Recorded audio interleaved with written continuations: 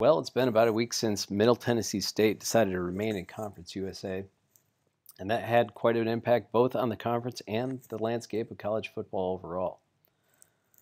I'd like to thank everybody for their comments and engaging in the conversation. I've really learned a lot about the areas and the communities that support these teams and the conference overall.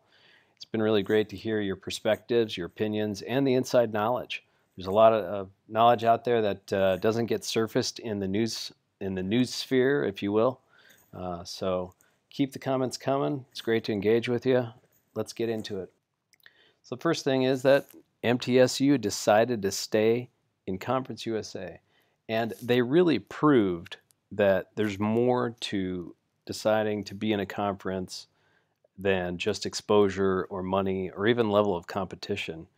Both MTSU's president, Sidney McPhee, and Chris Massaro made similar comments about Middle Tennessee really being a southern school and wanting to play more regional universities or universities in southern regions. So Chris Massaro said, while the MAC had appeal, Conference USA is ultimately a better fit for the Blue Raiders.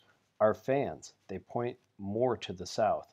There was a consensus of that from our fan base. So the fans spoke, and the school listened, and the community together made a decision, hey, this is what we want to do.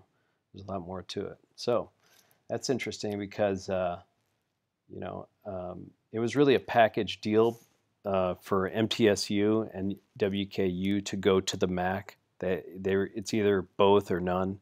I think the MAC really wanted to go from 12 to 14 schools. It didn't make sense to add a 13th school. But some curious comments were made by the conference commissioner. It's kind of interesting. So once MTSU said, no, we're staying in the Conference USA, WKU really didn't get an invite. The conference commissioner, John Steinbrecher, says that while a number of institutions have expressed interest, we never requested any institution to apply for membership, nor did we have a formal or informal vote concerning any institutions. So it's kind of confusing as to why it was widely reported that both these schools were definitely leaving Conference USA for the MAC. I don't know what to make of that, but it's, information these days gets spread pretty quickly, so there it is. In any case, this is our makeup for Conference USA for 2023. As I've mentioned before, it's kind of interesting that the geographical makeup of the conference really didn't change that much. They added Liberty University, which is actually south of where Marshall University was, so they actually contracted a bit. Adding New Mexico State doesn't change anything because they're basically crosstown rivals to UTEP, and of course you got Florida down there. So the geography doesn't change much. De facto, while Conference USA did lose a lot of schools, basically what happened was UAB got replaced by Jacksonville State in Alabama, and the few Texas schools that were there that left got replaced by Sam Houston State. So it doesn't look that different geographically from that perspective, but obviously there's some impact with the number of schools lost. But that's Conference USA. So let's talk about the impact of how that's changed. The first thing is that the conference really gets a lot more time to think about and be more deliberate about what schools will go into Conference USA because they're at 9. They don't need to worry about whether or not they're going to be in existence. So they can be more deliberate about what schools actually make it in to the next set of invites. Sam Houston State left, and they left the WAC. New Mexico State left the WAC to go to Conference USA. And obviously that has an impact on the WAC. They really lost their binder geographically between the two kind of what you might call divisions or areas for the WAC, right? So they have this Texas contingency that was built just a couple of years ago to create FCS football for the WAC. But New Mexico State was really that connector between the two divisions, really. So you've got what I call the Rocky Mountain West area, and you've got the Texas division, right? So that's kind of I don't know if that makes a big impact or not, but it's kind of an interesting note. The WAC invited University of Incarnate Word in San Antonio and McNeese State down in southwestern Louisiana. And they made a stand themselves, which is interesting, a lot like MTSU. They decided to remain in the Southland Conference, which is really depleted from all of this trickle down. But it's interesting to note, President Darrell Burkle stated this. He said, when New Mexico State and Sam left the WAC, the juice was not the same in the room. The talk about a much longer time frame and moving up, and some of the push was gone.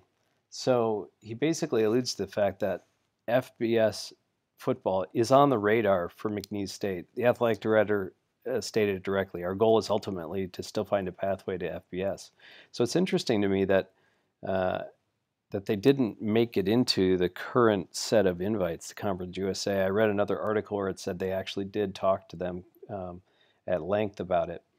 But McNeese State decided to stay in the Southland Conference and really they made like an 11th hour deal to kind of become the lead school in this conference. It was important to them to reinvest in their communities and to be an economic stimulus for the Louisiana area, which I thought was interesting. So again, they made the statement that, you know, deciding to be in a specific conference is far more than just exposure and money. And this is your current Southland Conference. Now they invited Texas A&M Commerce to kind of replace what they've been depleted. Let's get back to Conference USA then. So I actually think it's questionable now whether or not UConn or UMass actually get an invite. The Conference USA is solidified, kind of in their 9 right now. They can take the time to really make some strategic invites. Based on the comments from MTSU, maybe they like that more regional geographic area that they've got here from Liberty to kind of the West Texas. I don't know. It's interesting that this UConn and UMass would really stretch the geography again for football only. It's kind of interesting to think about. You know, UMass really hasn't invested in facilities and done much. So, and both those schools are really down. They haven't won in a long time, even though UConn went to the Fiesta Bowl for a few years ago.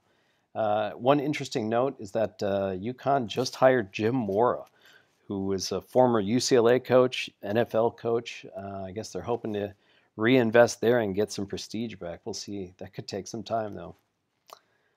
So I really appreciate everybody's comments. I've learned a ton of information about the regions and the schools and how they impact their areas.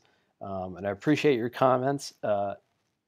Hearing about those schools and kind of the information, it's really caused me to think differently about what schools could make it to the Conference USA or Conference USA.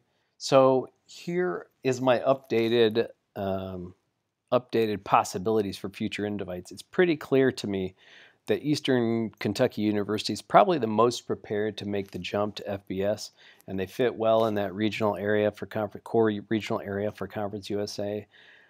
Eastern Kentucky and Chattanooga probably really make a lot of sense. Again, UConn and UMass, maybe not so much anymore. Who knows?